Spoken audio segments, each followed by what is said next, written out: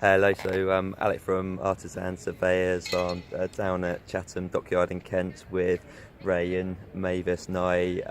This is where Ray worked from the early 50s as a naval shipwright, and we just want to talk a bit about the use of asbestos in the ships, where that started to be used. So Ray's experience of where he saw that, he was using it, and how he would have been exposed to asbestos and asbestos fibres while he was working here. So Ray, you mentioned that the ship over here was sort of where, or this area where they would have started using asbestos in the metal ship. So what did they start using asbestos for, and when was it? Inside the ship, it was from stem to stern, top to bottom.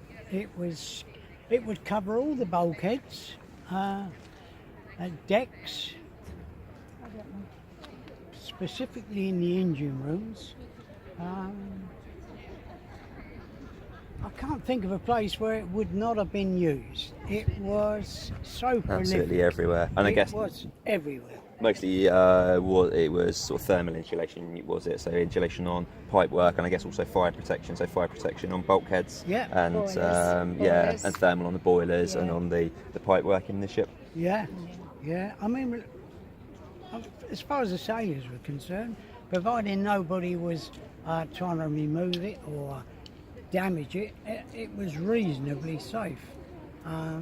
But when you're working on board ship and you've got gangs of chippers chipping it up, dismantling pipes, taking deckheads, bulkheads, and everything else down, and all that asbestos, it was all over the decks. It was literally everywhere. When you sat down, when the bell went and you was going to sit down and have your tea break, you find a space with the least amount of rubbish, keep anything aside, particularly the asbestos. You'd sit down, open up your lunchbox, and that asbestos dust is now going to sit on top of your cheese and tomato sandwich. And you pour out your cup of tea and it's going to sit on top of your cup of tea.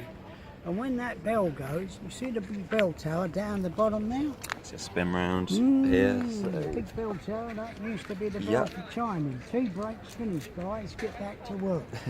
But by then, you'll have eaten the asbestos and you'll have drunk the asbestos. You couldn't possibly get away with it. There wasn't any escape. No, sure. And you mentioned earlier on there that you thought they thought it was reasonably safe. So was there, even like back then, like was there talk about that? Did they know that there were dangers with it and with breathing it if it wasn't done properly? I don't want to be political, right?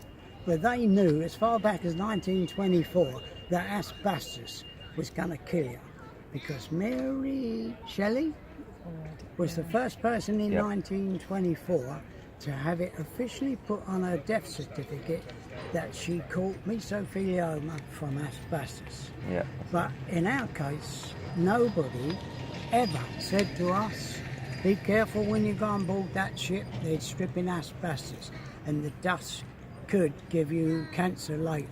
Nobody ever told us be careful. It was just a normal day's work. I mean, you could walk up the brow, step on board the ship, and the moment you're inside, there's a haze, and that haze is dust cloud created by asbestos that's being removed, and you're going to breathe that in all day long.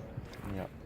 A typical day would be walking on board ship, take off your jacket, hang it on a hook if you could find one, and put your overalls on. Now those overalls had been hanging on a hook all night long, gathering all this asbestos dust, and in the morning you'd put them on and wear them all day long. And then when you went home at 5 o'clock, you'd hang your overalls back up on a hook and take your jacket and put that on and wear that home. And when you got home, you'd be sharing that asbestos dust with your parents. And your wife. And Mavis, but no, I don't know. Well, I think it's pretty obvious why nobody ever said be careful, it's dangerous.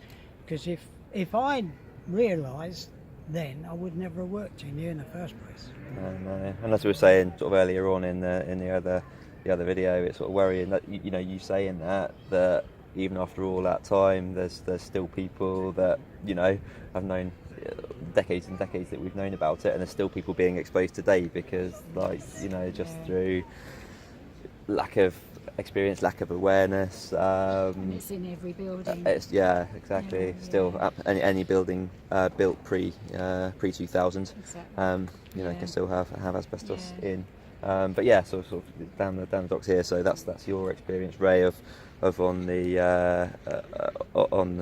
ships. Is there any other kind of particular sort of work, anything on any of the ships, or anything else you'd like to share with us Well, not only was it on board ships, when the guys had finished dismantling the ships, there'd be gangs of labourers would come along, they'd sweep it up, and it would go in buckets and be pulled up through a hatch, taken ashore and dumped ashore.